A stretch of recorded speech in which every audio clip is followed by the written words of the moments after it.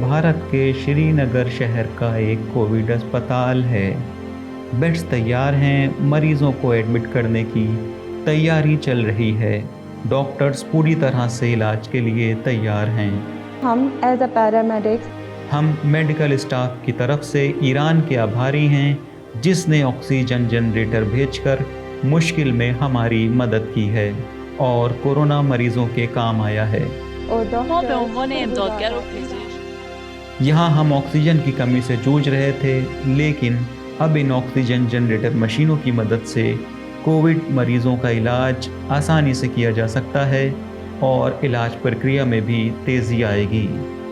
Iran की तरफ से भेंट दिए गए ऑक्सीजन जनरेटर मशीनों की वजह से चिकित्सीय संसाधनों की कमी से जूझ रहे भारत को बड़ी राहत मिली है। एहसास इंटरनेशनल ने श्रीनगर म्यूनसिपल एहसास इंटरनेशनल ने श्रीनगर नगर पालिका की मदद से कोविड मरीजों के लिए 50 बेड वाले 3 स्पेशल अस्पताल तैयार किए हैं।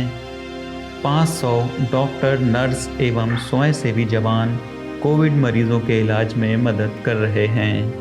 امروز هم که به ما دستگاه‌های اکسیژن ساز हम ईरान की ओर से दिए जाने वाली ऑक्सीजन जनरेटर मशीनों के लिए दिल से उसका आभार व्यक्त करते हैं। अब ये अस्पताल ऑक्सीजन की कमी की चिंता के बिना कोरोना मरीजों के इलाज के लिए पूरी तरह तैयार है।